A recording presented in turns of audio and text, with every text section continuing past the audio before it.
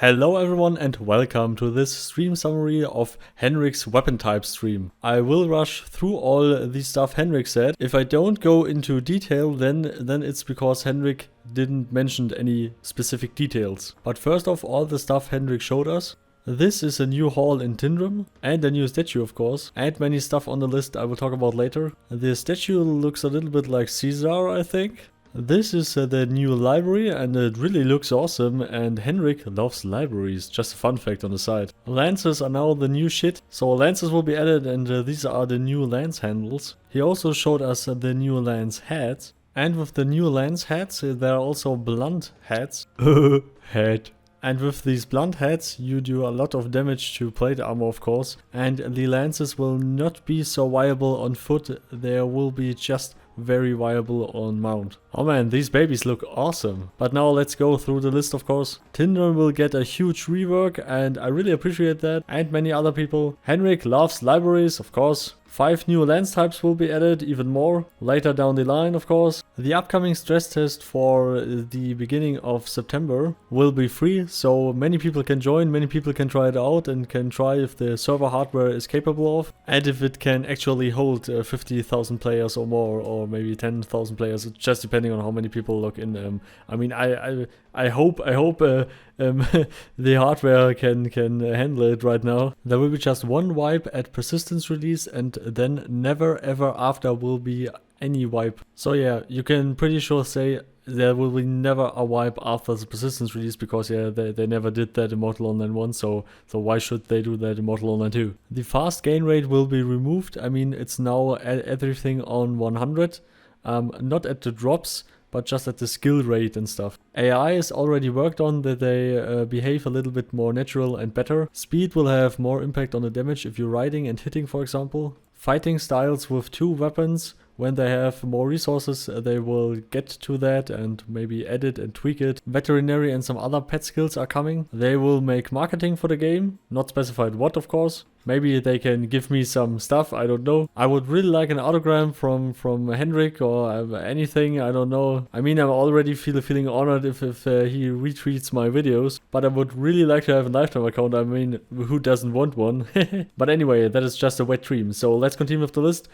Shore brawlers will also get added. The server queue is worked on and refined and better like the last time. The server got a huge hardware improvement. Kegs will be in-game again for potions, for example, and also for dying armor will also be a part, like it was in MO1, but a little bit refined and better. Special attacks will be added to each weapon type, so that every weapon type will have something unique. The resource distribution will come and everything will be changed on the map. So the cards get shuffled a little bit where the best areas are and stuff, but resources will be more local and not spread it out. Steintroll Cave is worked on, and Steintrolls of course too. One-hand weapon balance is not fully done yet. There will be some balance changes down the line. The handle hit chance will be reduced by a lot with daggers, or will be removed completely, because hitting with a dagger I mean how could you hit with the handle, you know. New bull horse will come, and then later all the other horses and horse types. Third person view will never come, never ever will third person view come. Arena will be added to Tindrem with monthly and weekly tournaments and fights and events and stuff. Also PvE arena fights will come, and group fights of course. Housing will not be in game before persistence release, but shortly after.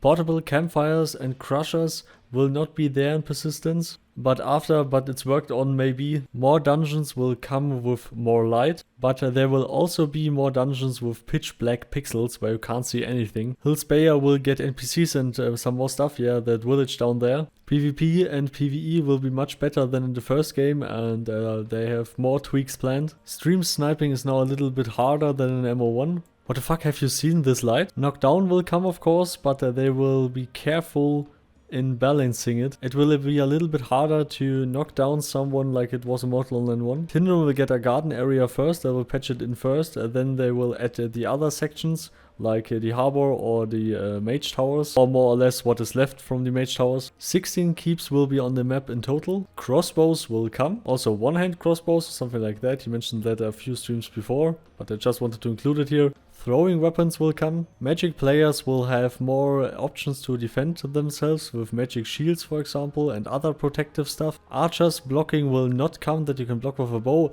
Have you seen this light? What the fuck? What the fuck is this? I think it's a bug. Ships will come someday after they added the wagons, because it's the same mechanic like the wagons. Yeah, I think this sounds weird, like this light. What the fuck? Fletching will come to the game, where you can craft your own arrows. Donkeys will come into the game. Mules will also be in the game. Mules.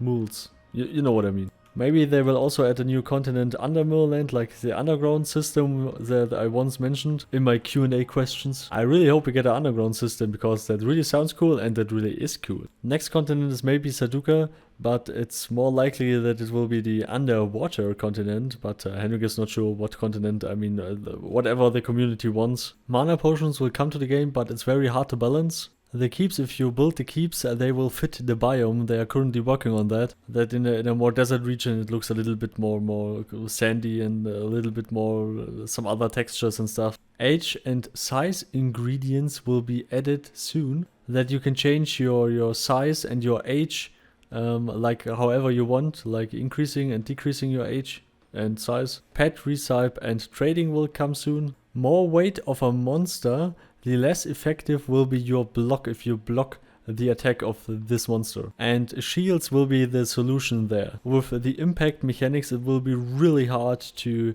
block huge creatures. Alchemy Rework will just add new ingredients with some other multipliers, but won't change the old ingredients. That the old recipes where people took years to find out still have the same recipes and it's still working. Mortal Online 1 will be going down with a big bang. The dynamic weather system will come, one guy is working on it, but it needs more time to be more epic and a little bit less performance cost. They have no plans for adding sub-tokens. He just said maybe they will add sub-tokens, but yeah, it feels more like a pay to win. That's why Henrik don't like it. Breeding will be implemented again, of course, and it will be balanced, that tamers will still have a very good use, and that you can't breed very overpowered mounts like it was in Mortal Online 1. They will enforce rules a little bit more like they did in Mortal Online 1 for the real hardcore asshole players. I mean, yeah, a normal toxicity is okay,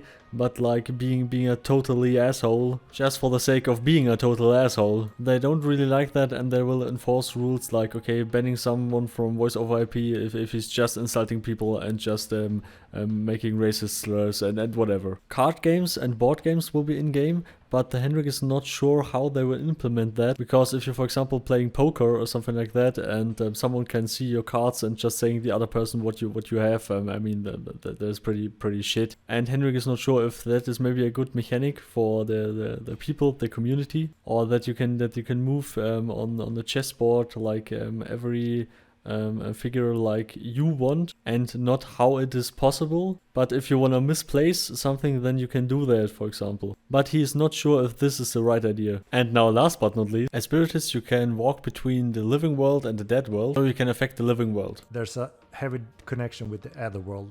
The other world is the dimension that is next to the living world. So pretty much when you die, you travel to the other world. And that is when you see the same location, but in another dimension where things are more gray and looks different. Almost like the upside down, you know, from Stranger Things. I don't know if they were inspired by us. But anyway, so this is the main offensive spell that the Spiritists have. And yeah, that is the mental projectile for sure. A very powerful snipe type long distance railgun. Henrik's awesome dog. And the name of the dog is Luna. That means moon in Spanish. I just had to ask because this dog is really cute. And I'm normally the cat guy. I suggest we should build a statue of this dog in Tindrem. Or I mean, someone of the art team must build a statue of this dog in Tindrem. I really hope you liked this summary. I mean, it's always a ton of work. So special thanks to my Patreon supporters Carmel, the Dragon Slayer, Don Dexter and all the others. Please also leave a like and subscribe, would be really awesome from you. And as always, remember to make party art! See you next time. Goodbye.